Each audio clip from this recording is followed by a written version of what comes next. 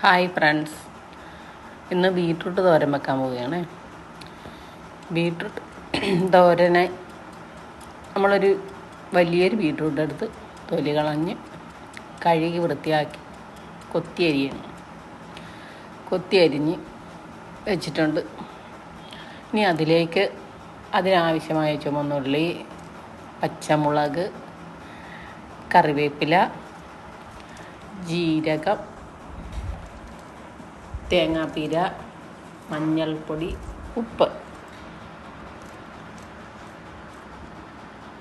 അപ്പോൾ ബീട്രൂട്ടിലേക്ക് നമ്മൾ കഴുകി വെച്ച പച്ചമുളകും ചുവന്നുള്ളിയും അരിഞ്ഞ് ചേർക്കുകയാണ്. ഇത് ഇത്രയും അതിലേക്ക് അരിഞ്ഞ് ചേർത്ത് നമ്മൾ അടുപ്പത്തൊരു ചട്ടി വെച്ച് ഗ്യാസ് കത്തിച്ച് അതിലേക്ക് വെളിച്ചെണ്ണ ഒഴിച്ച് വെളിച്ചെണ്ണ ഒന്ന് ചൂടായി വരുമ്പോഴത്തേക്കും നമുക്ക് ജീരകം ചേർക്കാം. ചെറിയ ജീരകം ചേർക്കാം. കടുകിന് വരെ ചെറിയ ജീരകമാണ് ചേർക്കുന്നത്. അതൊന്ന് പൊട്ടി വന്നപ്പോഴത്തേക്കും നമ്മളതിലേക്ക് വേപ്പില ചേർക്കുന്നു.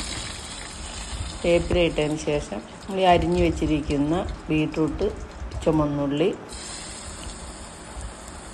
പച്ചമുളക് ഇത്രയും ചേർത്ത് നന്നായി യോജിപ്പിച്ച് മൂടി വെച്ച് വേവിക്കുക. ചെറിയ തീയിൽ വേവിച്ചാൽ മതി.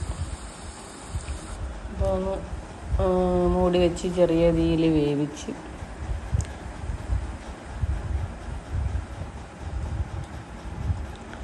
രണ്ട് മിനിറ്റിന് ശേഷം വീണ്ടും ഒന്ന് ഇളക്കി യോജിപ്പിക്കുക. എന്നിട്ട് അതിലേക്ക് ആവശ്യത്തിന് ഉപ്പ്, മഞ്ഞൾപ്പൊടി, തേങ്ങാപ്പീര ഇത്രയും ചേർക്കുക.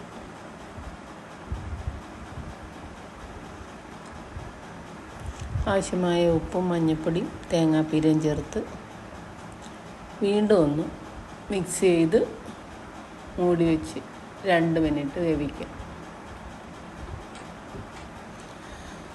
ചോറിന് കഴിക്കാൻ പറ്റിയ നല്ലൊരു തോരനാണ് ബീട്രൂട്ട്. നമ്മളിങ്ങനെ കൊത്തിയരിഞ്ഞ് തോരൻ വെക്കുന്നത്, തേങ്ങാപ്പീര ചേർത്ത് ഒതുക്കാത്ത തേങ്ങാപ്പീരയൊക്കെ ചേർത്ത് തോരൻ വെച്ച് കഴിക്കുന്ന ഒരു പ്രത്യേക ടേസ്റ്റാണ്. ഒന്ന് ട്രൈ ചെയ്ത് നോക്കണം.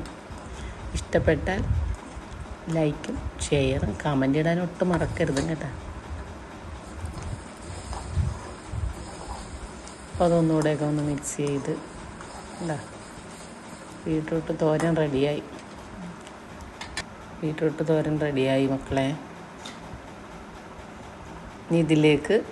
ഇത് നമ്മളൊരു പാത്രത്തിലേക്ക് മാറ്റിയാണ്.